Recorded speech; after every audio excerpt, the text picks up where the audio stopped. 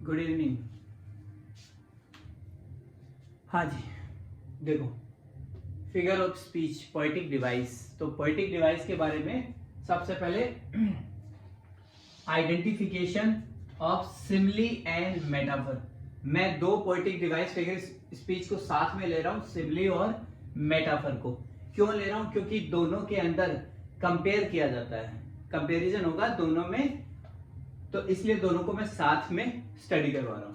तो देखो, सबसे पहले simile and metaphor are comparison. देखो, मेन जो वर्ड है ये है बेस्ड फिगर ऑफ स्पीच। इन दोनों में क्या होगा? कंपैरिजन होगा। अब उसके बाद में the comparison must be between two different things. यहां पर देखो, दो अलग अलग वस्तुओं में होगा कंपैरिजन होगा, लेकिन दो अलग अलग वस्तुओं में होगा। और दो अलग अलग वस्तुओं में कैसे होगा? देखो, इसके लिए मैं आपको कुछ एग्जांपल बताता हूं। यहां तक का एक उतार लो आप। अब दो अलग अलग वस्तुओं में कैसे होगा, तो उसको देख लेते हैं।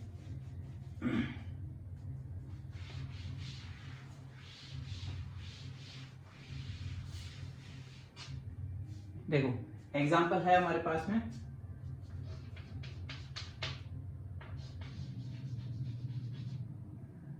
Ram is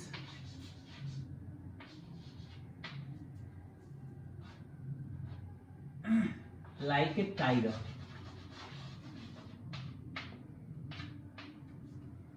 Ram is like A tiger. Second example है, राम इज ए टाइगर। देखो, दोनों में कंपैरिजन हो रहा है। राम किसके जैसे है? बाघ के जैसे। सेकेंड सेंटेंस में, सेकेंड एग्जांपल में राम बाघ है। यहां तो के जैसे है, यहां डायरेक्ट राम को बाघ ही बता दिया गया है। दोनों में कंपैरिजन हो रहा है। अब कौन सा एग्जांपल सिमिली का है, कौन सा मेटाफर का है, उसको आइडेंटिफिकेशन कर लेते हैं। तो देखो, सबसे पहले जहां आपको एज और लाइक मिलेगा, एज और लाइक मिलने पर सिमिली होगा, और जिसमें एज और लाइक के बिना कंपैरिजन होगा वहां मेटाफर होगा। तो यहां लाइक मिल रहा है, तो ये एग्जांपल है सिमिली का। और यहां आपको एज और लाइक नहीं, डायरेक्ट बाघ ही बताया गया, तो ये एग्जांपल है मेटाफर का। अब इन दोनों को मैं आपको अलग से समझा देता हूं। एक बार इसे उतार लो फटाफट से।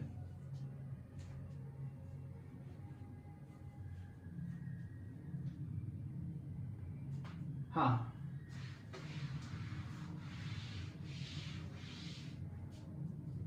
तो देखो, एक तरफ अपन ले लेते हैं सिमिली और एक तरफ मेटाफर, क्योंकि दोनों के अंदर कंपैरिजन है, तो दोनों को एक साथ स्टडी कर लेंगे तो इजी समझ में आएगा एक साथ लेने से। Simile and metaphor.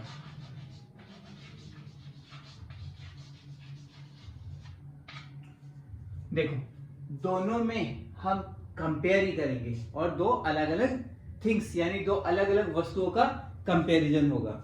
तो दोनों में हम सेम लाइन लिख देते हैं। एक बार देखो, दोनों की अगर डेफिनेशन लिखे तो इस प्रकार से अपन लिख सकते हैं।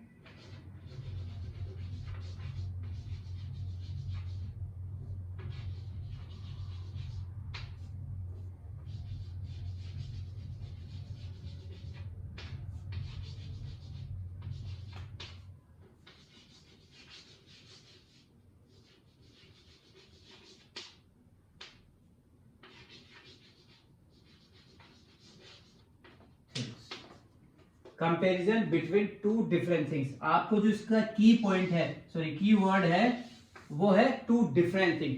अलग अलग वस्तुओं में कंपैरिजन होगा। सेम हम मेटाफर में यूज करेंगे, लेकिन अब इन दोनों में अलग, तो अलग के लिए मैंने बताया था अभी एज और लाइक। तो देख लेते हैं, एग्जांपल से देखते हैं। तो यही सेम डेफिनेशन इसकी होगी।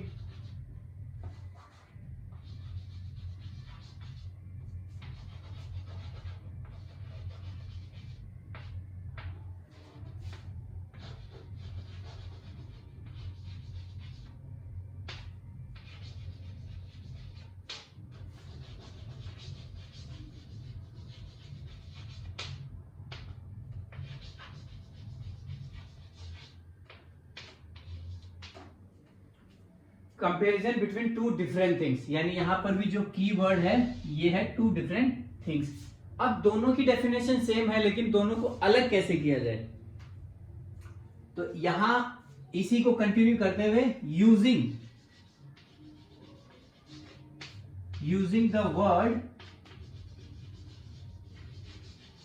द वर्ड्स लाइक एज, यानी हम लाइक और एज का यूज करके सिमिली को मेटाफर से अलग करते हैं। तो इसमें तो इसका यूज किया जाएगा, लाइक और सिमिली जहां पर जिस सेंटेंस में यूज होगा वो सिमिली होगी। अब मेटाफर के लिए देखो, इसके लिए हम विदाउट यूजिंग, अब इसमें तो हम यूज कर रहे थे, यहां हो जाएगा विदाउट यूजिंग।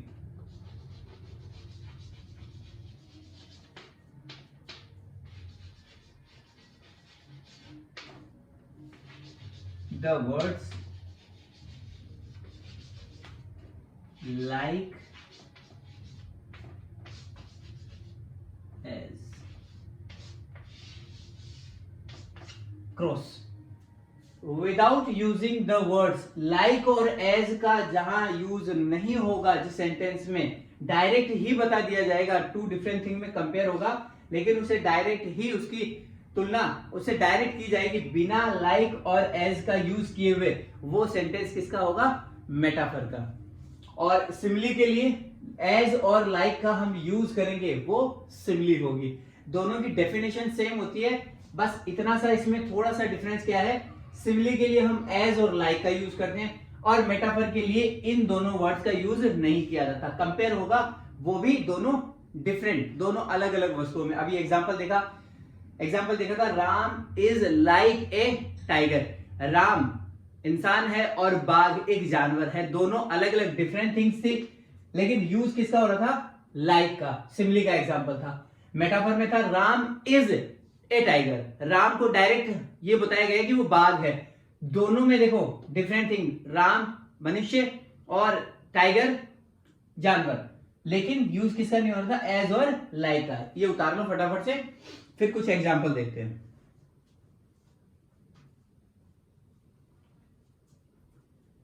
बहुत इजी है, और हाँ, हर सेंटेंस, जिस सेंटेंस में एज और लाइक आता है वो सिमिली नहीं है। अभी एग्जाम्पल से देख लेते हैं, एक बार ये उतार लो फटाफट से, देखो कैसे होगा मैं बता देता हूं आपको। देखो इसी में थोड़ा सा शॉर्ट मैं आपको लिख देता हूं, जिससे कि आप जब आपके नोट्स स्टडी करो एग्जाम टाइम पर तो आपको थोड़ा हार्ड नहीं लगे और इतना ज्यादा आपको लंबा डेफिनेशन वगैरह देखने की जरूरत नहीं पड़े। देखो अपने पास दो अलग अलग थिंग्स है, ए नाम दे देते हैं एक को और एक को बी दे देते हैं। अब इन दोनों में क्या करना है, कंपैरिजन करना है, यानी कंपेयर करना है।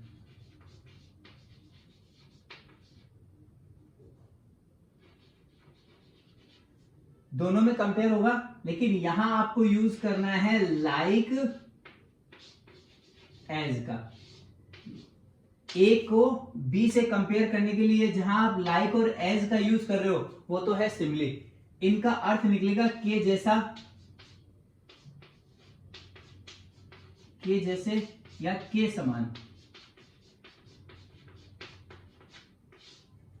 क्या हो गया, अब मेटाफर में देखो ए है और बी है, दोनों में वही कंपैरिजन, लेकिन यहां आपको लाइक और एज का यूज नहीं करना है। मींस इसके लिए आप ऐसे लिख सकते हो इसको, आपको के बराबर बताना है, यानी डायरेक्ट आपको ए को बी बताना है, यानी ए जैसा है बी भी वैसा ही है, लेकिन यूज नहीं करना है किसका, एज और लाइक का। एज और लाइक का यूज कर दिया तो सिमिली बन जाएगा, लेकिन अगर हम एज और लाइक का यूज नहीं कर रहे हैं और ए को कंपेयर कर रहे हैं बी के साथ में direct without using the word like और एज, तो वो होगा हमारा मेटाफर। ये उतार लो, फिर एग्जांपल देखते हैं इसके।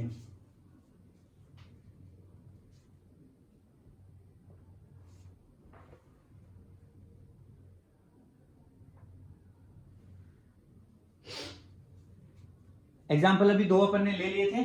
अब देखो यहाँ छोटा सा एक एग्जाम्पल और लेते हैं जिससे कि आपको दोनों क्लियर हो जाए। जैसे एग्जाम्पल लेते हैं,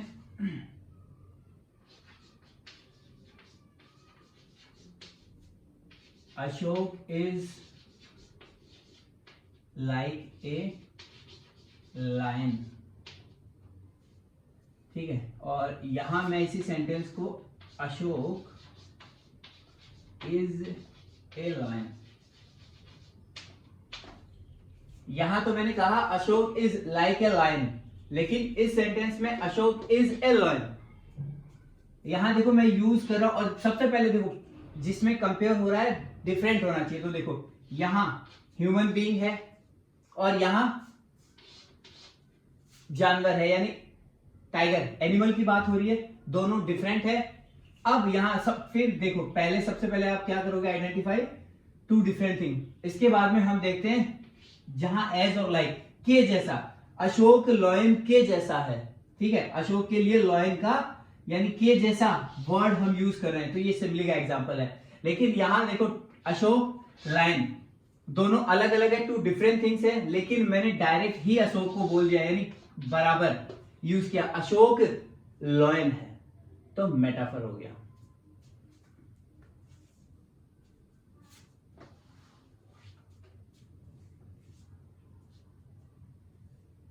उतार लो फटाफट से आप इसको।